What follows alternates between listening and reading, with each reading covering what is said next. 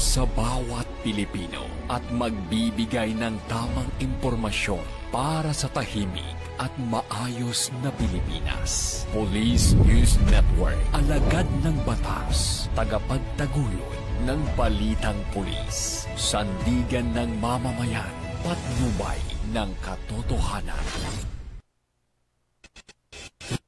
Kampo Krame, maghahatid ng pinakahuling kaganapan at nagbabagang balita. Ito ang PNN Police News Network. At ngayon, ang inyong mga tagapagbalita. Magandang araw, bagong Pilipinas. Kami ang inyong alagad ng batas, tagataguyod ng balitang pulis. Patrolman Lubimir Julian at Patrolwoman Mary Grace Artizuela mula sa PNP Anti-Cybercrime Group. Maghahatid sa inyo ng tamang balita, kwento ng pulis at serbisyo para sa mamamayan. At ito ang PNP News Online. Ang pangunahing balita ng Police News Network, alagad ng batas, tagataguyod ng balitang pulis.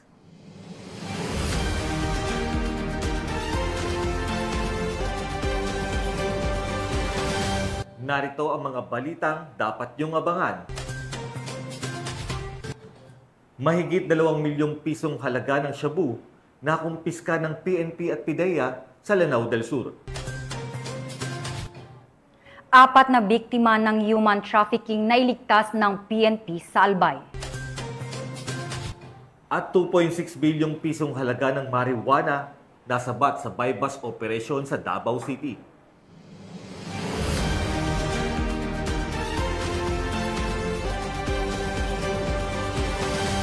Narito ang mga balitang hatid ng ating PNN correspondents mula sa iba't ibang panig ng bansa.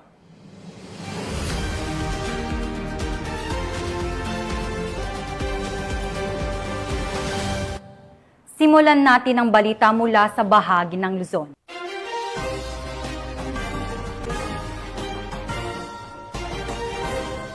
Mabilis na rumisponde ang mga tauhan ng Tarlac PNP at mga rescuers patapos tangayin ng malakas na agos ng tubig sa Tarlac River Irrigation ang 2 menor de edad sa Sitio Pangulo, Barangay Karangyaan, Tarlac City.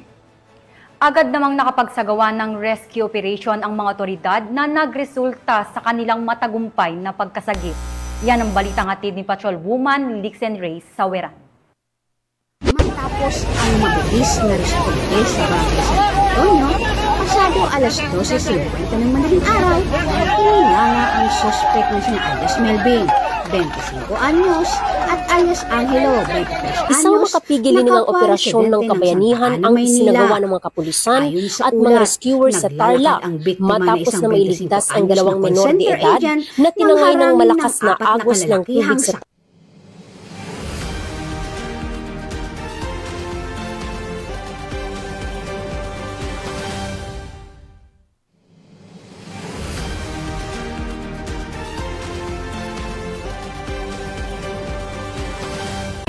Matapos ang mabilis na responde sa Barangay San Antonio, pasado alas 12:50 ng madaling araw, hinilala ang suspect na sina alias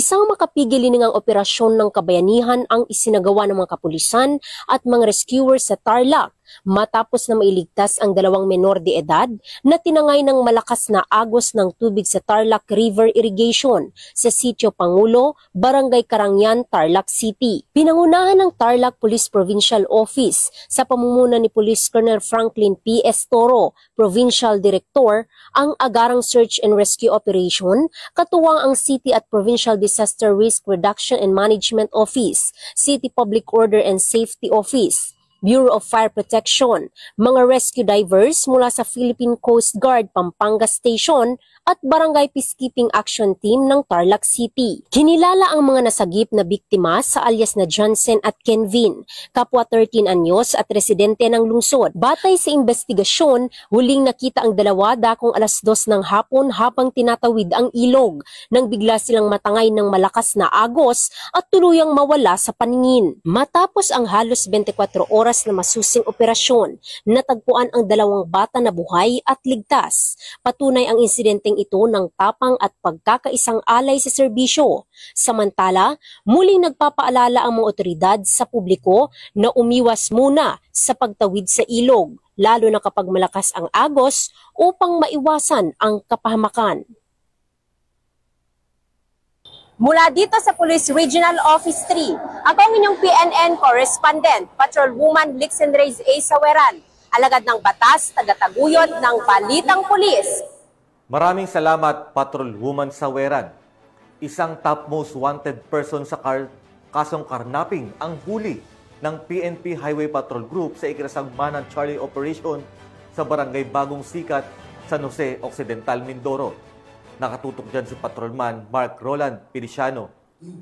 Ng oras ang mga operatiba ng Regional Highway Patrol Unit Mimaropa na magsagawa ng isang Manhunt Charlie Operation para huliin ang isang lalaking wanted na may waranto para sa kasong karnaping sa Barangay Bagong Sikat, San Jose Occidental, Mindoro nitong nakarang araw. Kinilala ang suspect na si alias Randy Boy, 26 na taong gulang na nakatira sa Barangay Labangan, Poblasyon, San Jose Occidental, Mindoro. Ang PHPK Occidental Mindoro ay nagsagawa ng Manhunt Charlie. Matagumpay na nahuli si alias Sunny sa Barangay Bagong Sikat, San Jose Occidental, Mindoro at temporaryong kinustudiya sa aming opisina at amin nang tinunover siya sa Judicial Court. Sa ating mamamayan ng Mimaropa, i-report niyo po agad anumang krimen na nangyayari sa ating kalsada, dalian po natin gagawa ng aksyon. Hindi na nga pumalagpa ang suspect at binasahan ang kanyang karapatan sa salitang kanyang nauunawaan at harap sa kasong Republic Act 10883 or the New Anti-Carnapping Act of 2016 sa bisa ng warrant of arrest na may nirekomendang piyansang 300,000 piso. Samantalang ang suspect ay pansamantalang nasa kustodiya ng Provincial Highway Patrol Unit Occidental, Mindoro para sa dokumentasyon at tamang disposisyon habang inaantay ang pagharap nito sa korte. Sa anumang katanungan, reklamo o impormasyon, ang himpilan ng Highway Patrol Group ay laging bukas upang kayo'y tulungan. Kami ang Guardian of the Highways, ang kakampi nyo sa kalsada na patuloy na magbibigay ng serbisyong HPG. Dahil dito sa ating bagong Pilipinas, ang gusto ng pulis, ligtas ka. At sa iba pang balitang serbisyong HPG, tumutok lamang sa aming YouTube channel at Facebook page na Police News Network. Mula sa tanggapan ng kakampi nyo sa kalsada, ako po si Patrolman Mark Roland Feliciano para sa Police News Network, alagad ng batas, tagataguyod ng Balitang Pulis.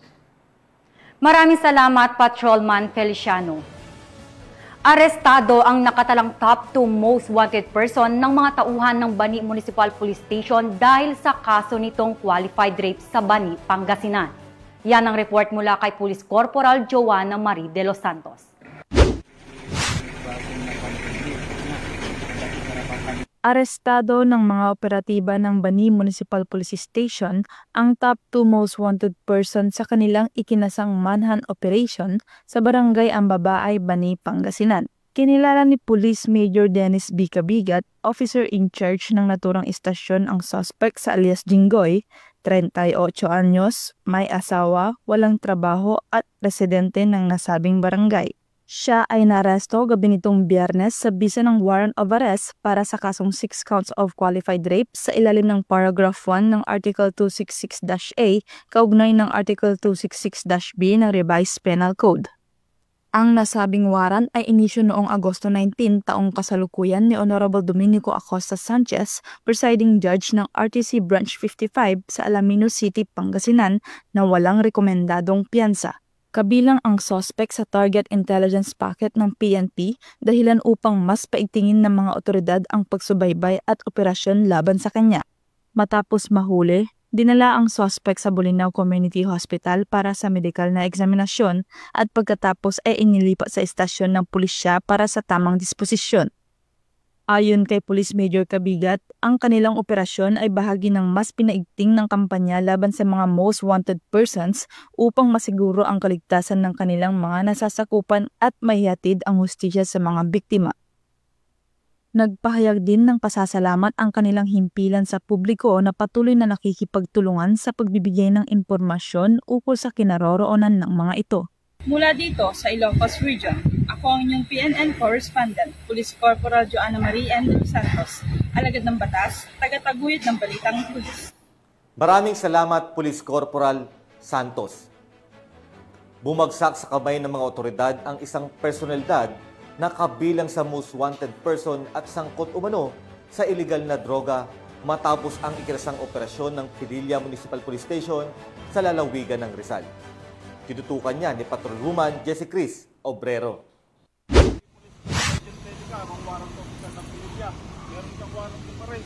Isang pinaghahanap na personalidad sa rehiyon ang naaresto sa ikinasang operasyon ng kapulisan ng Pililla Rizal sa Barangay Bagumbayan, Pililla Rizal. Kinilala ang naaresto na si alias Puno, 47 taong gulang, binata at residente ng Barangay Quisiao, Pililla Rizal. Ang pagka-aresto ay isinagawa ng tracker team ng Pililla Municipal Police Station katuwang ang PIT Rizal at Regional Intelligence Unit 4A. Si Puno ay nahaharap sa kasong paglabag sa Republic Act 9165 o Comprehensive Dangerous Drug Act of 2002, alinsunod sa warrant of arrest na inilabas ng RTC Branch 80 Morong, Rizal. Sa kasalukuyan, ang naarestong akusado ay nasa kustodiya ng Pililla Custodial Facility para sa kaukulang disposisyon. Mula dito sa Calabarzon, ako ang inyong Police News Network Correspondent, Patrolwoman Jessie Chris S. Obrero, alagad ng batas, tagataguyod ng Balitang Pulis. Maraming salamat, Patrolwoman Obrero. Matagumpay na niligtas ng mga tauhan ng Albay at Masbate Police Provincial Office ang 4 na individual mula sa tangkang human trafficking matapos ang isinagawang rescue operation sa bayan ng Piduran, Albay. Nakibalita dyan si Police Corporal Doxy Charis Casasos. Na kumilos ang mga operatiba ng pulisya sa Bicol matapos nilang mailigtas ang 4 na individual mula sa tangkang human trafficking sa Piuduran Port, Barangay 4, Piuduran, Albay nitong Setyembre taong kasalukuyan. Ang mga biktima ay naakit umano ng mga huwad na pangako ng trabaho sa ibang lugar ngunit agad na napigilan ang kanilang pagbiyahe. Ayon kay Police Colonel Noel Donato Nunez, Provincial Director ng Albay Police Provincial Office, nang magsumbong ang isang kaanak na isa sa mga biktima, agad na ikinasa ng mga tauhan ng Albay Police Provincial Office at Masbate Police Provincial Office ang operasyon. Sa kanilang maagap na pagresponde, natuntun ang mga biktima at nailigtas bago sila tuluyang madala ng mga recruiter na sangkot sa iligal na aktibidad. Sa kasalukuyan, ang mga biktima ay nasa pangangalaga ng mga otoridad at sumasailalim sa debriefing at kaukulang tulong mula sa mga ahensya ng pamahalaan. Patuloy namang tinutugis ng PNP ang mga nasa likod ng human trafficking syndicate upang masiguro ang hustisya at maprotektahan ang mas maraming kababayan laban sa ganitong modus. Pinuri naman ni Police Brigadier General Nestor C. Babagay Jr., Regional Director ng Police Regional Office 5, ang mabilis na koordinasyon ng lahat na sangkot na ahensya at inulit ang matibay na panindigan ng PNP laban sa human trafficking. Mula dito sa Bicol Region, ako po inyong PNN Correspondent, Police Corporal Doxy Charis Casasos, alagad ng batas, tagataguyod ng Balitang Pulis.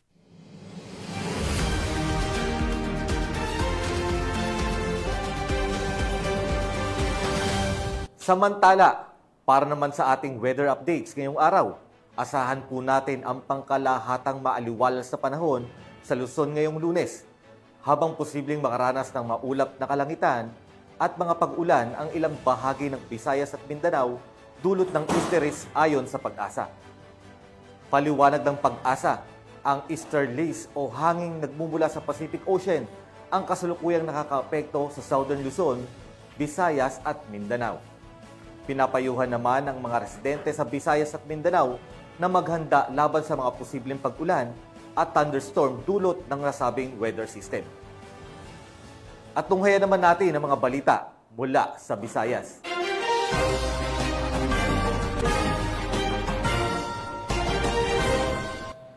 2 individual na hinihinalang sangkot sa illegal na droga ang naaresto ng mga operatiba ng Ormoc City Police Office sa isinagawang bypass operation sa Barangay Curva, Ormoc City. Batay sa ulat, nakumpiska mula sa mga suspect ang tinatayang mahigit 2 milyong halaga ng hinihinalang shabu na nakasilid sa ilang pakete at may kabuang timbang na higit 300 gramo. Patrolwoman Camberley Flores sa balita.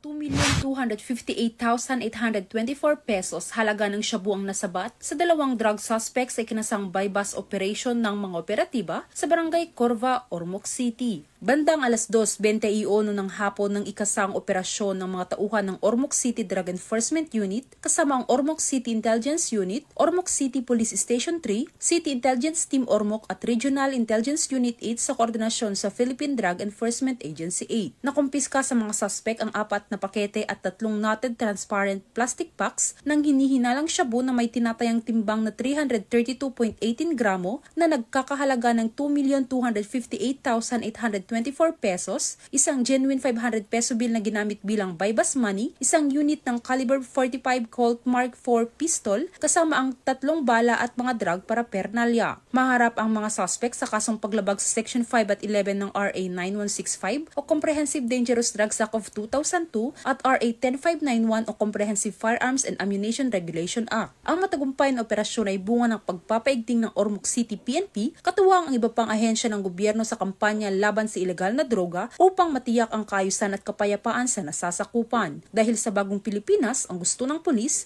ligtas ka. Mula dito sa Eastern Visayas, ako ang inyong PNN correspondent, Patrolwoman Flores, alagad ng batas, tagataguyod ng Balitang Pulis. Maraming salamat, Patrolwoman Flores. Mahigit 400,000 pisong halaga ng shabu ang nakumpiska ng PNP mula sa isang high-value individual sa isinagawang bypass operation sa Bohol. Yan ang tinutukan ni Patrolwoman Judith Nicanor. Sa kulungan ang bagsak ng isang high-value individual matapos itong mahulihan ng 442,000 halaga ng hinihinalang shabu sa isinagawang bypass operation ng kapulisan ng Bohol sa Purok 2, Barangay Upper de La Paz, Cortes, Bohol na ito lamang nakaraan. Ayon kay Police Lieutenant Colonel Jomar S. Pumarejos, Chief ng Provincial Intelligence Unit, Provincial Drug Enforcement Unit ng Bohol Police Provincial Office, bandang alauna ng hapon ng ikinasal ng mga operatiba ang naturang operasyon na nagresulta sa pagkasakote ng high-value individual na suspect na si Jason, 41 anyos na residente ng Purok 1, Barangay Taloto, Tagbilaran City, Bohol. Nasabat mula sa suspect ang 15 pakete ng hinihinalang shabu na may timbang na 65 grams at 442,000 pesos na standard drug price, bypass money, Realme cellphone at belt bag. Kasong paglabag sa Section 5 at 11 Article 2 na Republic Act 9165 o Comprehensive Dangerous Drugs Act of 2002 ang kakaharapin ng suspect na kasalukuyang nakapiit sa Cortes Municipal Police Station. Sa ilalim ng 7-point agenda ni Acting Chief PNP, Police Lieutenant General Jose Melencio Sina Artates Jr., buong determinasyon ng mga kapulisan ng Bohol sa pagtugis sa mga sangkot sa iligal na droga upang mapanatili ang kaayusan at kaligtasan ng komunidad dahil sa bagong Pilipinas, ang gusto ng pulis, ligtas ka. Mula dito sa Central Visayas, ako ang Police News Network Correspondent, Patrolwoman Judith Nicanor, alagad ng batas, tagataguyod ng Balitang Pulis. Maraming salamat, Patrolwoman Nicanor. Bilang bahagi ng pagdiriwang ng 31st National Crime Prevention Week, nagsagawa ang Police Regional Office 6 ng iba't ibang makabuluhang aktibidad, gaya ng mangrove planting, clean-up drive at medical mission, upang palakasin ang ugnayan ng kapulisan at pamayanan, mapangalagaan ang kalikasan at mayatid ang serbisyong medikal sa mga nangangailangan. Patrolwoman Justin May Halyores sa report.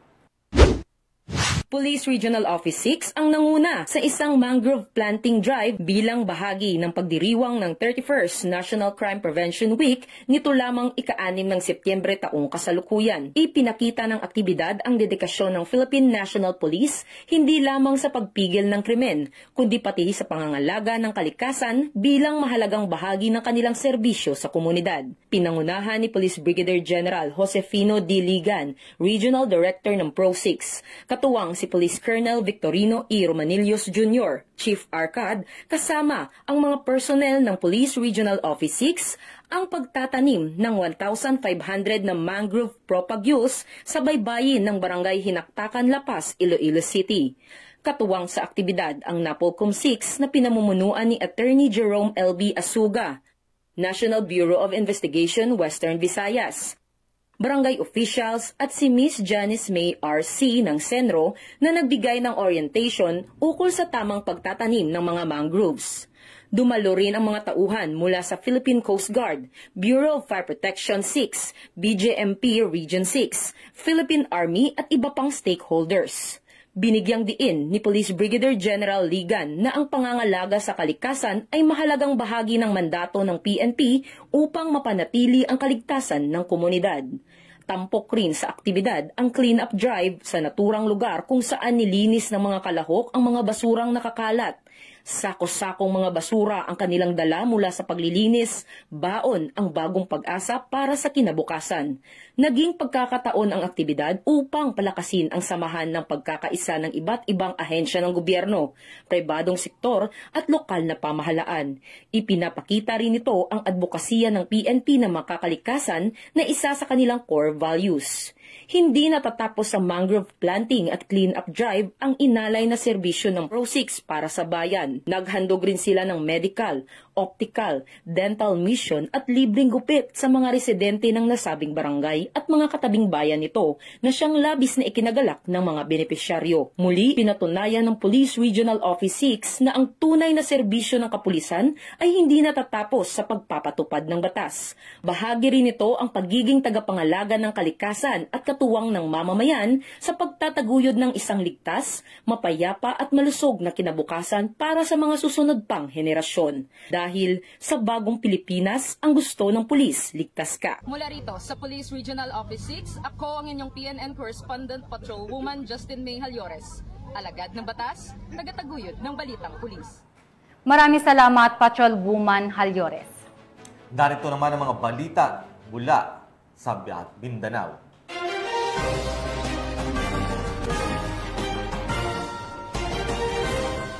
Tinatayang 2.7 milyong pisong halaga ng hinihinalang shabu ang nakumpiska mula sa isang suspect sa ikinasang buy-bust operation na pinagsanib na puwersa ng PNP at PDEA BARM sa Lanao del Sur. Patuloy namang paigtingin pa ng PNP ang operasyon kontra iligal na droga at hinimok ang publiko na makipagtulungan upang matuldukan ang kalakalan ng iligal na droga. Patrolwoman Judy Ann Alibo sa balita. Kumpiska ang higit 2.7 milyon halaga ng shabu mula sa narestong individual sa isinagawang buy-bust operation ng PNP at PDEA BARM sa Ampaw, Lanao del Sur nito lamang 5 ng Setyembre taong kasalukuyan. Kinilala ni Police Captain Khalid Murohom Balt, Acting Chief of Police ng Bacolod, Calawi MPS, ang suspect na si alias Bong, na sa hustong gulang.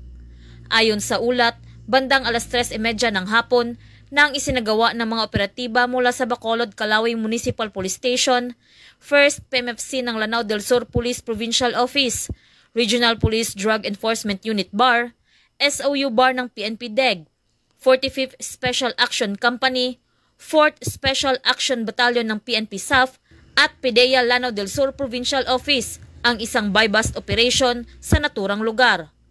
Ang operasyon ay nauwi sa isang armadong engkwentro kung saan nagtamo ng sugat ang suspect.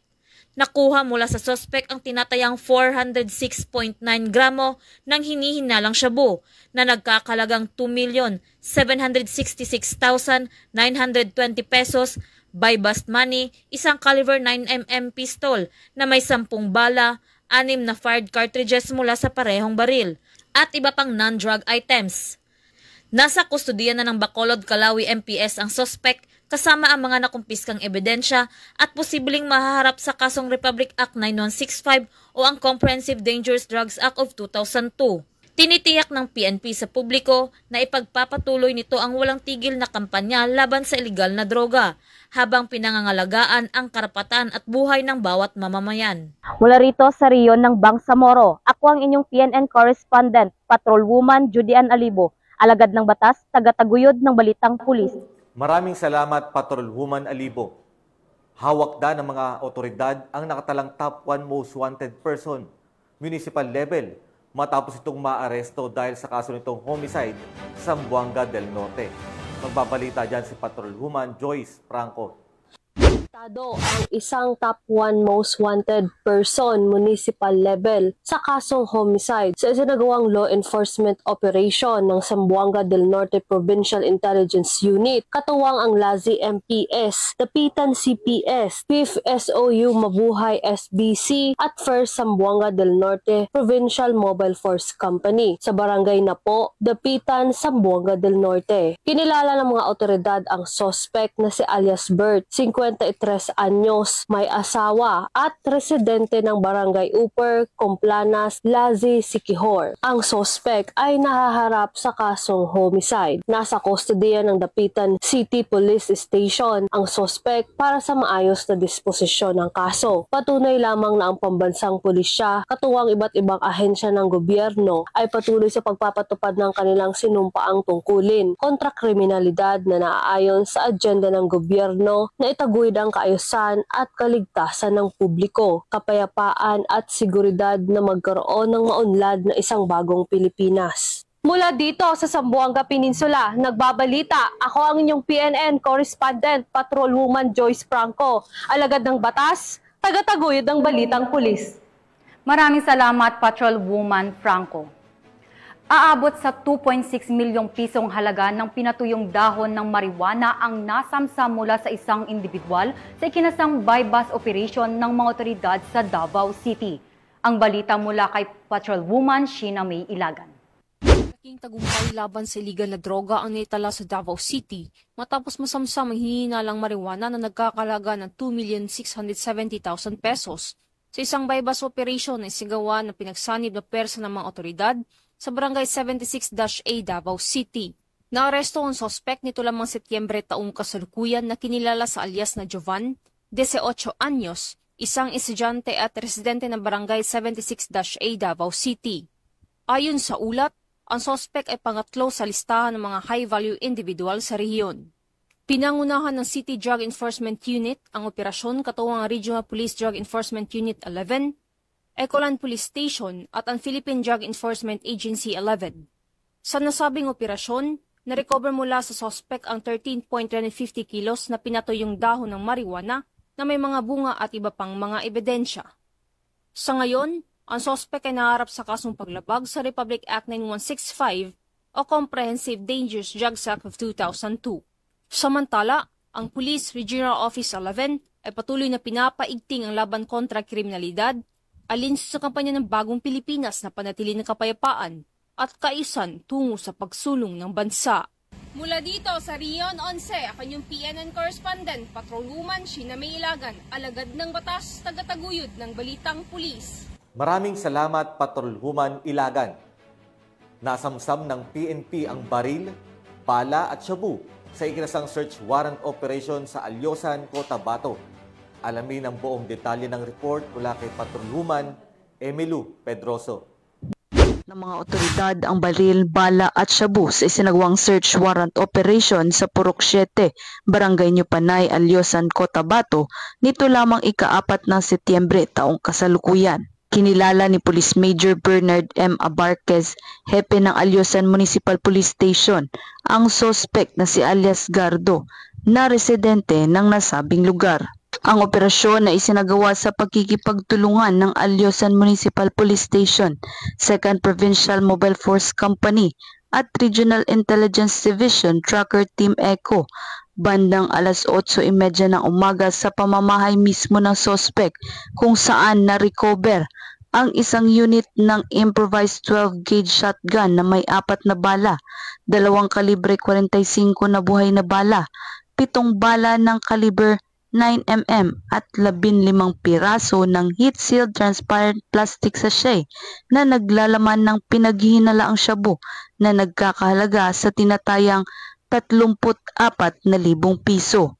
Kasalukuyang ang sospek ay nasa kustodiyan ng Alyosan Municipal Police Station habang ang mga dokumento at ebidensya ay inihahanda para sa formal na pagsasampa ng kaso sa korte dahil sa paglabag sa RA 10591 o Comprehensive Firearms and Ammunition Regulation Act at Republic Act 9165 o Comprehensive Dangerous Drugs Act of 2002. Ang operasyon na ito ay patunay ng matatag na pagkakaisa ng Police Regional Office 12 na panatilihin ang batas at tiyakin ang kaligtasan at seguridad ng komunidad sa pamamagitan ng pagpapalakas ng mga pagsisikap laban sa mga iligal na baril at mga aktibidad na may kaugnayan sa droga. Mula dito sa Police Regional Office 12, General Santos City, ako inyong Police News Correspondent, Patrolwoman Emilio F. Pedroso, alagad ng batas, tagataguyod ng Balitang Pulis. Maraming salamat, Patrolwoman Pedroso. At yan ang mga balitang nakalap ng ating PNN correspondents mula Luzon, Visayas at Mindanao. At bago po tayo magtapos ngayong araw, gusto lang natin batiin ang National Police Commission o NAPOLCOM na nagdiriwang ng kanilang ika-59 na anibersaryo. Sa loob ng halos 6 na dekada, katuwang natin ang NAPOLCOM sa pagpapanatili ng tiwala ng taong bayan sa kapulisan para masiguro ng ang PNP ay laging profesional, tapat at nakatuon sa serbisyo. Kaya mula sa amin dito sa Police News Network, isang mainit na pagbati. Happy 59th anniversary, NAPOLCOM. Mabuhay po kayo. Isang paalala rin po mula sa PNP Anti-Cybercrime Group. Alam naman natin na pagpasok ng bare months, dumarami rin ang mga modus at krimen lalo na online. Kaya mag-ingat po tayo sa iba't ibang klase ng online scam. Huwag basta-basta magtitiwala sa mga kahinahinalang alok at siguraduhin po natin bago magpadala ng pera o impormasyon. Kung kayo po ay mabiktima, huwag mahiyang magsumbong sa pinakamalapit na impilan ng pulisya o direkta sa PNP-ACG. At syempre, hindi po matatapos ang araw na ito kung hindi po namin babatiin ang aming Deputy Director for Operations na si Police Colonel Adonis Guzman. Sir, happy birthday po! Ingat po kayo palagi at God bless po. At sa ngalan po ng pamunuan ng Philippine National Police, sa pangunguna ni Acting Chief PNP, Police Lieutenant General Jose Melencio Nartates Jr. at sa pamumuno ni President Ferdinand Bongbong Marcos Jr., kami ay maglilingkod sa bawat Pilipino at magbibigay ng tama at balanseng balita. Mula rito sa tanggapan ng tagapag-ugnay ng pambansang pulisya, kami ang inyong alagad ng batas, tagataguyod ng Balitang Pulis. Ako po si Patrolman Luby Merulian.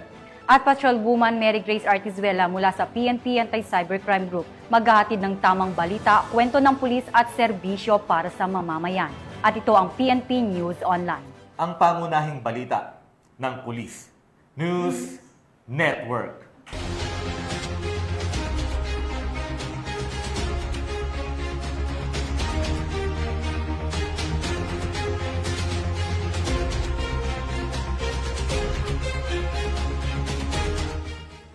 Police News Network, alagad ng batas, tagapagtaguyod ng Balitang Pulis.